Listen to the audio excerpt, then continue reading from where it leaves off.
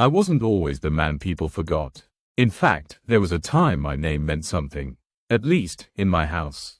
I was Walter Dennis, father of 3, husband for 38 years. I worked a government job that didn't make headlines, but it paid the bills and kept the lights on, and if you ask my youngest when she was 6, it made me a hero. Daddy keeps the monsters away, she'd say. I guess even then she knew more than I did. You don't notice it happening. The forgetting, not all at once. It starts with smaller chairs at the table, fewer questions, shorter phone calls, a kind of polite distance. They still smile, but you start wondering if the smile is for you or for the camera. On Christmas, my kids asked me to stay away. What I did next was completely unexpected. Before we begin, please subscribe and let us know in the comments where you're watching from. Let me take you to December 20th, 5 days before Christmas. My wife had been gone 2 years by then. Cancer took her with the same speed it takes everyone, slow in the beginning, then suddenly like it was always there, lurking. Christmas had always been her thing. The cookies, the music, the 12 boxes of decorations. And the family. She was the glue. I was the tape. So that year, I did what she would have wanted. I pulled out the boxes. I hung the lights. I bought the exact same cookies from the same overpriced bakery. I even triple-checked everyone's gifts. Hand-wrapped, ribbons, labels in cursive. I still write in cursive. Some people call it old-fashioned. I call it legible emotion. I called my eldest son, Mark, to confirm the dinner plans. He picked up, said, "Hey, Dad," and I felt good. I felt like I was about to hear something familiar, something warm. Instead, what I heard was, "Hey, so, about Christmas." It's always, "so, before a sentence that punches you in the ribs. He went on to explain, very gently, mind you, the kind of voice you use when you're laying off an employee who gave you their 20s and 30s, that this year, they were doing something, just a little different. Something small, just immediate family. Immediate family, I said. Yeah, he replied. Just me, Kara, and the kids. I reminded him, I was immediate family. His voice smiled. You know what I mean. I didn't. I called my daughter next. Julia, my softest one. She once cried when I killed a spider in the bathroom. I told her it was going to bite her. She said, maybe it just wanted to live here too. She answered, "Hey, Dad," and I said, "Am I seeing you on Christmas?" There was a pause, a long one, like she had hoped Mark had already done the dirty work. "Dad," she said, "I love you, okay? You know that, but this year's just been crazy. And we thought, just for this year, we'd do things simpler." Simpler. Love is a complicated word when it's followed by instructions not to show up. And then there was Ben, my youngest. The one who once told me I made the best grilled cheese on earth. The same Ben who used to fall asleep on my chest while we watched Home Alone every December. He didn't answer. He texted, "Love you, Dad. Christmas is going to be a bit tight this year. Let's do something in January." In January, a holiday rain check, like I was a lunch meeting. I sat in my living room that night. All the lights on, fireplace playing a fake loop on the TV, 3 wrapped boxes under the tree, each with their name, and not a soul to open them.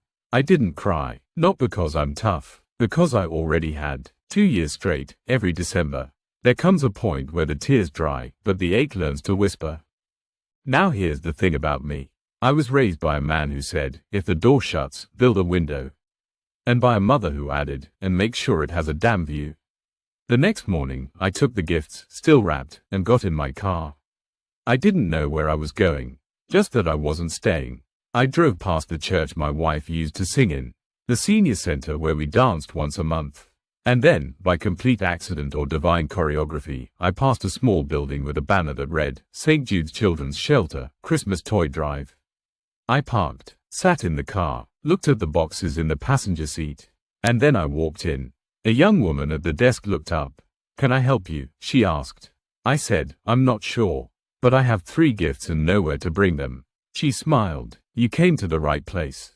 They brought me into a room with folding chairs, a plastic tree, and about 15 kids. Ages ranging from, "I know Santa's fake but I'll take the gifts," to, "What's a Santa?" One little girl walked up, wore a red sweater 3 sizes too big and looked at me like I was supposed to be someone. I handed her Julia's gift, a book I thought she'd love. The little girl opened it, smiled, and said, "I've never had my own book before." Then a boy, tiny, wild hair, loud voice, ripped into Ben's gift. A model plane kit. He screamed, not like a tantrum, like he had just won the lottery in Lego currency. And Mark's gift, a chess set. The boy who got it said, "Do you know how to play?" I nodded. He said, "Then sit down, old man." I lost 3 games in a row, and for the first time that December, I laughed.